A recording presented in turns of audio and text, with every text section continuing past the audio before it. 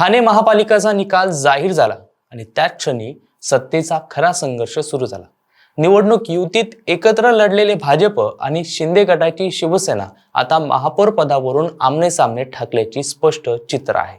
एकीकडे संख्याबळाच्या जोरावर शिंदे सेना महापौर आमचाच असा दावा करत आहे, तर दुसरीकडे युतीचा हवाला देत भाजप किमान 2 वर्ष महापौर पद ठेवण्यावर ठाम आहे। ठाण्यासारख्या शिवसेनेच्या बालेकिल्ल्यात भाजपची ही मागणी मान्य होणार की शिंदे गट आपली ताकद दाखवणार, हा प्रश्न आता ऐरणीवर आलाय।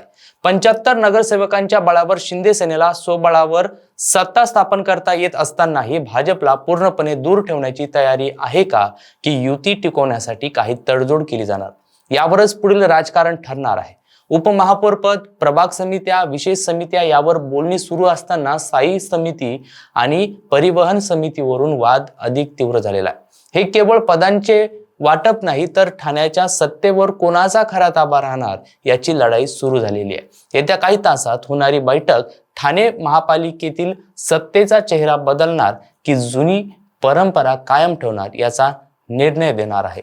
नेमकं काय होतंय तेच आजच्या या बातमीच्या माध्यमातून आपण समजून घेणार आहोत। नमस्कार मंडळी, तुम्ही पाहताय सत्य पे सत्ता, म्हणजे थोडक्यात पण महत्वाचं। ठाणे महापालिकेच्या निवडणुकांचे निकाल जाहीर झाल्यानंतर खऱ्या अर्थानं राजकीय सत्ता संघर्षाला सुरुवात झाली असून निवडणूक युतीत एकत्र लढलेले भाजप आणि शिंदे गटाची शिवसेना आता महापौर पदावरून आमने सामने उभी ठाकल्याचं चित्र आहे। भाजपकडून ठाणे महापालिकेचे महापौर पद किमान 2 वर्ष देण्याची मागणी जोर धरत असताना शिंदे सेनेनं ही मागणी मान्य करण्यास स्पष्ट नकार दिल्याचं वृत्त राजकीय वर्तुळात पसरलेलं आहे।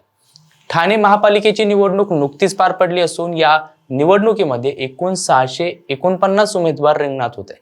त्यापैकी शिवसेना शिंदे गट पक्षाचे 7 उमेदवार बिनविरोध निवडून आले। त्यामुळं प्रत्यक्ष निवडणूक प्रक्रिया 125 जागांसाठी पार पडली आणि त्यामध्ये 643 उमेदवारांनी नशीब आजमावलं। निकाल पाहता शिंदे गटाच्या शिवसेनेनं मोठी आघाडी घेत 75 नगरसेवक निवडून आणले, तर भाजपला 28 जागांवर समाधान मानावं लागलं। राष्ट्रवादी काँग्रेस शरद पवार गटाला 12, राष्ट्रवादी अजित पवार गटाला 9, MIM ला 5, शिवसेना उद्धव ठाकरे गटाला 1 आणि अपक्ष 1 असे एकूण 131 नगरसेवक निवडून आले आहेत। ठाणे महापालिकेत सत्ता स्थापन करण्यासाठी 66 नगरसेवकांचं संख्याबळ आवश्यक असताना शिंदे गटानं स्वबळावरच बहुमताचा आकडा ओलांडला असून अपक्ष नगरसेवकांनाही शिंदे सेनेला पाठिंबा दिल्यानं त्यांचं संख्याबळ 76 वर गेलं आहे। त्यामुळं संख्याबळाच्या जोरावर महापौर पद आपल्याकडेच राहील असा ठाम विश्वास शिंदे सेनेच्या नेत्यांमध्ये दिसून येत आहे। मात्र भाजपची भूमिका वेगळी असून ही निवडणूक युतीतून लढवण्यात आल्यामुळं सत्ता वाटपात आपला योग्य वाटा मिळायला हवा असा आग्रह भाजपकडून धरला जातो। भाजपच्या नेत्यांनी सुरुवातीपासूनच किमान 2 वर्षांसाठी महापौर पद देण्याची मागणी मांडली होती। मात्र प्राथमिक चर्चांमध्येच शिंदे सेनेनं महापौर पद देण्यास तयार नसल्याचं संकेत दिल्याचं समजतंय। सूत्रांच्या माहितीनुसार शिंदे गटानं भाजप समोर एक पर्यायी प्रस्ताव ठेवत 5 वर्षाच्या कार्यकाळात पहिलं आणि शेवटचे 1.25 वर्ष उपमहापौर पद देण्याची तयारी दर्शवलेली आहे। त्यासोबतच 3 प्रभाग समित्या आणि 2 विशेष समित्या संपूर्ण 5 वर्षासाठी भाजपला देण्याचा प्रस्ताव देखील शिंदे सेनेनं दिलेला आहे। मात्र भाजप या प्रस्तावावर समाधानी नसून त्यांनी यापेक्षा अधिक अधिकारांची मागणी पुढे रेटलेली आहे। भाजपचा ठाम आग्रह आहे की उपमहापौर पद आणि समित्यांसोबतच स्थायी समितीचं सभापती पद आणि परिवहन समितीचं सभापती पद प्रत्येकी 1 वर्षासाठी भाजपकडे यावं।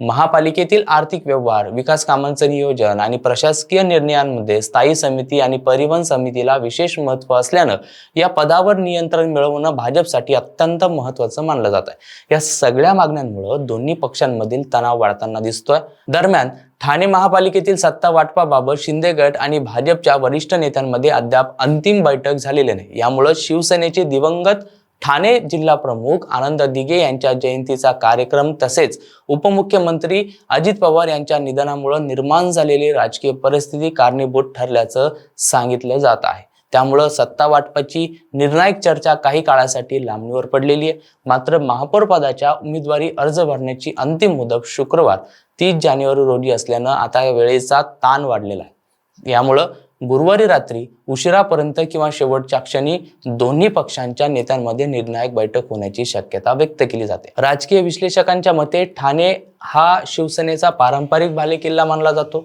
आणि आनंद दिघेंपासून सुरू झालेली सत्ता आणि वर्चस्वाची परंपरा कायम ठेवण्यासाठी शिंदे गट महापौरपद सोडण्याच्या मनस्थितीमध्ये नाही.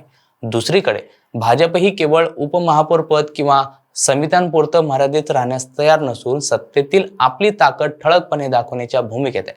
त्यामुळं युती टिकवायची की संख्याबळाच्या जोरावर निर्णय घ्यायचा या कात्रीत दोन्ही पक्ष अडकलेले आहेत. पुढील काही तासात होणारी बैठक ठाणे महापालिकेच्या सत्ता स्थापनेची दिशा ठरवणारी ठरणार असून महापौर पदाचा फैसला कोणाच्या बाजूने लागतो याकडे मात्र आता संपूर्ण राज्याचं लक्ष लागलेलं आहे.